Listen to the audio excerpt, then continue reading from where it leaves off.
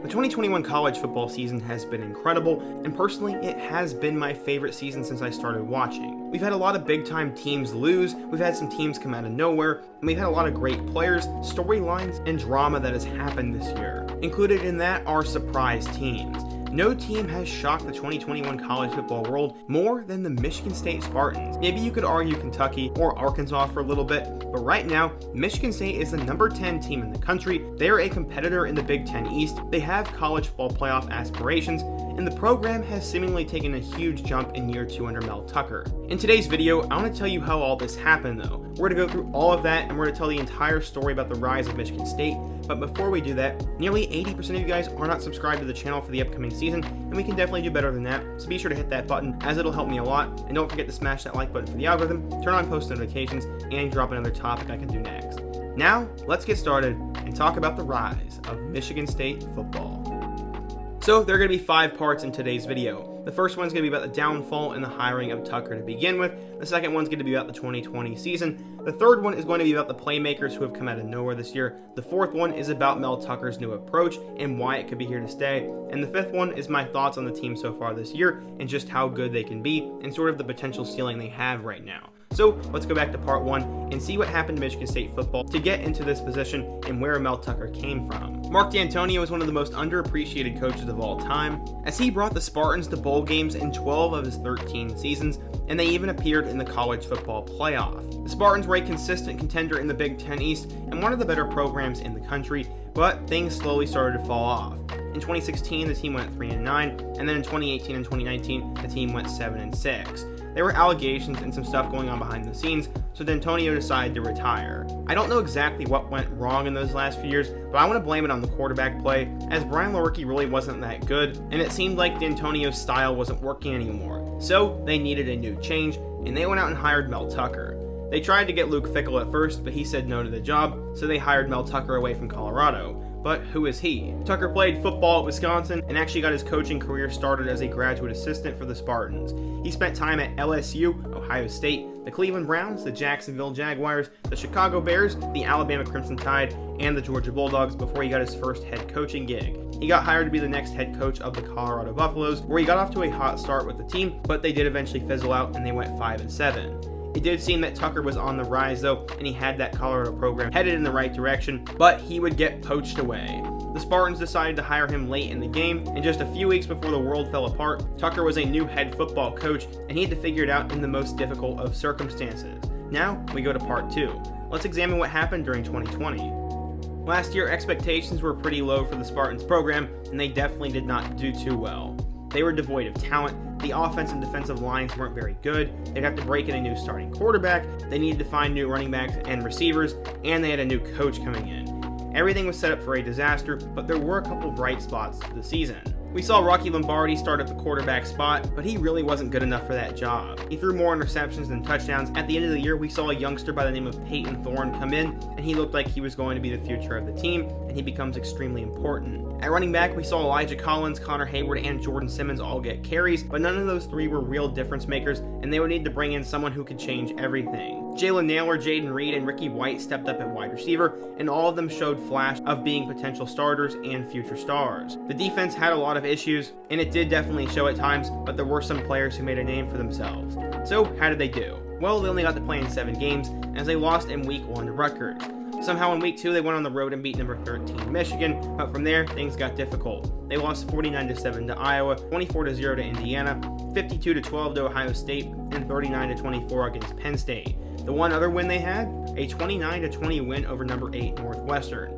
The team went 2-5, but they beat 2 top 15 teams, and in those games they showed what they could potentially be made of. There was mixed reviews on Mel Tucker so far. Some thought he was in over his head, some thought he was a genius, and most people were somewhere in the middle, and that's where I was. I thought he would need a couple more recruiting classes to really get things going, but I liked the trajectory that the program was on, and I was a big fan of Tucker, which is why I thought they could potentially go 7-5 in 2021. Now let's get to part 3. Who have been the guys who have come out of nowhere? Well, let's first start with the quarterback spot. While Peyton Thorne had more potential, he was not actually supposed to be the starter at the beginning of all this. Mel Tucker went into the transfer portal and grabbed one of the top quarterbacks available. His name was Anthony Russo, and he was one of the best quarterbacks in Temple football history. He was a star there and started multiple years. Many thought with his experience that he would come in and play for the Spartans. Well, it was a game-time decision, and in that first game against Northwestern, Peyton Thorne went on the field, and he has not lost a job. I feel bad for Russo because I really liked him at Temple, and I wonder if he's going to try to go one more year somewhere else, or if he's just going to hang up the cleats. To be honest, Peyton Thorne was not that big of a deal coming out of high school. In fact, he wasn't even a top 1,000 player. He came out of Naperville Central High School in Naperville, Illinois, and was ranked as a 3-star recruit and the number 26 dual-threat quarterback in the country. He was not expected to do a whole lot, but he has proved everyone wrong. Honestly, he was not even supposed to be at Michigan State, as he was actually originally a Western Michigan commit, but they're probably thankful they have him now. So far this year, Thorne has thrown for 1,576 yards with 14 touchdowns and only 2 interceptions. He has an average rating of 173.6, has completed nearly 63% of his passes, and he also has 2 more touchdowns on the ground. He is a young star in the making, and I like his NFL opportunities in the future. For now, he is the guy at quarterback, so who else do they have? Well, look no further than their Heisman candidate running back, Kenneth Walker III. Coming out of Arlington High School in Arlington, Tennessee, Walker was never supposed to be a star in college football. Sadly for him, scouts were not too high on him, as he was the 143rd best running back in his class, and he was not even inside the top 2,000 prospects. He sort of came out of nowhere for Wake Forest, and actually had a breakout 2020 season. He decided to put his name into the transfer portal, and he would settle on East Lansing. You could say he's been pretty solid so far. I mean, you could say he's been the best running back in the country, arguably. In 6 games so far, he's ran for 912 yards, 9 touchdowns, and averages 7.1 yards per carry. He had over 200 yards and 4 touchdowns in his first game against Northwestern, and he is leading the rushing attack for this undefeated Spartans team. Not only that, but he also has a touchdown in the receiving game, and Walker is a Heisman contender, and at minimum, he will be an NFL back very soon. So far, we've talked about the quarterback and the running back, so who are the other 2 guys that, in my opinion, have helped make this team what they are? Well, it's actually a pretty good story, as Jaden Reed has become the top wide receiver for the Spartans, but just like his quarterback, they were not supposed to be there. He was actually high school teammates with Peyton Thorne, and coming out of high school, Reed decided to commit to Western Michigan. He was never supposed to be much, as he was the number 261 wide receiver and the 1,783rd best player in the class of 2018. After 1 year with the Broncos, he decided to enter his name into the transfer portal, and he would settle on Michigan State. In 2020, he broke out and became the team's best receiver in my eyes, and in 2021, he was expected to have an expanded role. That is exactly what has happened so far, as in his first 6 games, he's caught 23 passes for 492 yards and 5 touchdowns. His sidekick is named Jalen Naylor. He is just as important to this team, took a much simpler route to Michigan State. Naylor came out of Bishop Gorman High School in Las Vegas, Nevada, and was a top 1,000 player in the class of 2018. He was your average 3-star recruit, and so far, he has panned out. He was second on the team behind Reed for a little while, but he has closed that gap. This past weekend, he made multiple big-time plays against Rutgers, and so far in the year, he has 23 catches for 490 yards and 6 touchdowns. Trey Mosley has also been big in the receiving game, as he has 20 catches for 310 yards, but has yet to catch a touchdown. Their 3 safeties in Xavier Henderson, Angelo Gross, and Darius Snow have played spectacular, and then the linebackers of Cal Halliday and Tennessee transfer Kavarius Crouch have also made an impact. So as we close out part 3, we have met the star players of this team, and one thing you've probably picked up on is that a lot of these guys either came from the transfer portal or were overlooked coming out of high school, and that is definitely what Mel Tucker's approach is, and that is what we're going to talk about in part 4 now. Mel Tucker's approach has been to develop underlooked players, try to bring in some blue chip talent where you can, and use the transfer portal. So far, Mel Tucker has been the best example of this in my eyes, as a place like Michigan State is not going to consistently land top tier talent, but they can bring in guys who have fallen off or need a new home. As we look at their 2021 class, they brought in a lot of guys in the portal. In fact, they brought in 14. They brought in a 4-star corner from Alabama named Ronald Williams, a 4-star wide receiver from Purdue named Malik Carr, a 4-star linebacker from Tennessee named Quavarius Crouch.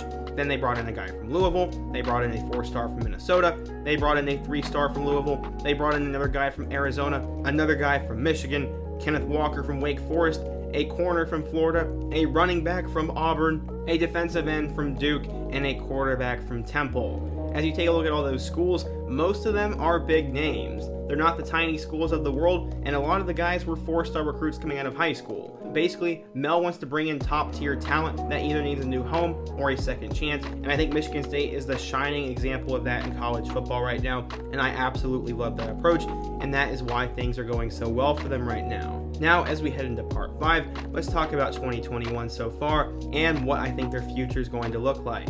On Friday night of week 1, we saw them go on the road against Northwestern and win 38-21. In week 2, they killed Youngstown State. Then they had a huge game on the road against number 24 Miami. And what was one of the better games of week 3, the Spartans pretty much dominated this game and won 38-17 and closed the game out in the third quarter. After that, they started jumping into the national spotlight, and they had a huge game at home against Nebraska. They got off to a slow start, and the Huskers honestly did push them around for a bit, but right before the game was over, Jaden Reed took a punt all the way back for a touchdown and got the game to overtime. From there, they made an interception and kicked a game-winning field goal and won 23-20. From there, they went home and beat Western Kentucky, and then this past weekend, they went on the road and beat Rutgers 31-13. And there are so many big plays, and this offense is super explosive. Now, the schedule gets very difficult. Out of those first 6 games, I only really think Miami and Nebraska are decent teams, and they play 6 decent teams in their last 6 games. This weekend, they go on the road to Indiana, and while the Hoosiers have disappointed, this team was ranked pretty highly, and they've had one of the toughest schedules in the country. So at home, I think the Hoosiers are really going to give them their money's worth. After that, they get number 8 Michigan at home, and then they travel on the road to Purdue. Neither of those games will be easy, as Purdue is a team fighting for bowl eligibility, and Michigan is a rival and is fighting to stay perfect. After that, they get what, in my opinion, is the easiest game left against Maryland, and that is a game that they should win at home. Their last 2 games are extremely difficult, as they have to go into the Horseshoe and play Ohio State. Then they finish off the regular season with a game against Penn State. In terms of how I think Michigan State's going to do, right now I'd probably say they're going to be about 10-2 or 9-3, as I just don't think they're going to get it done against Ohio State. And right now, both Michigan and Penn State look pretty good, and I think they split those 2 games. I think they fall victim to either Indiana or Purdue, as both those teams are fighting for bowl eligibility, and Michigan State is not at the point where they can just walk into a Big Ten road game and easily win. Theoretically, you could say that, as they have beaten Northwestern and Rutgers, but I'm just not very high on either of those 2 teams this year. The Spartans are number 10 in the country right now, and they are definitely dark horse playoff contenders, but they have a lot of work ahead of them, and they really have to be playing their best football if they win any chance of that. As despite them being a top 10 team, they're still the 4th ranked team in their division. Michigan State football has put themselves back on the map. Mel Tucker has used the transfer portal to his advantage. He's gotten coaches that have brought the most out of under-recruited players. And right now they are playing smart and sound football, and that is why they are 6-0 and undefeated. I'm really excited for this Michigan State team, as honestly they've been one of my favorite stories, and I really like a lot of these players on this team. I found myself to be a Michigan State fan this year, and I hope honestly they go undefeated and win the Big Ten East, but I think it's a little early to say that, and we'll just have to see what happens. What do you guys think though? What is your opinion on Michigan State football? How are they going to finish the year? And what topic or school should I do next? Be sure to let me know down in the comment section. Hit that like button if you're a Spartans fan or you want to support today's video, and check out all my other videos on the end screen. I hope to see you guys again soon, but until next time, peace.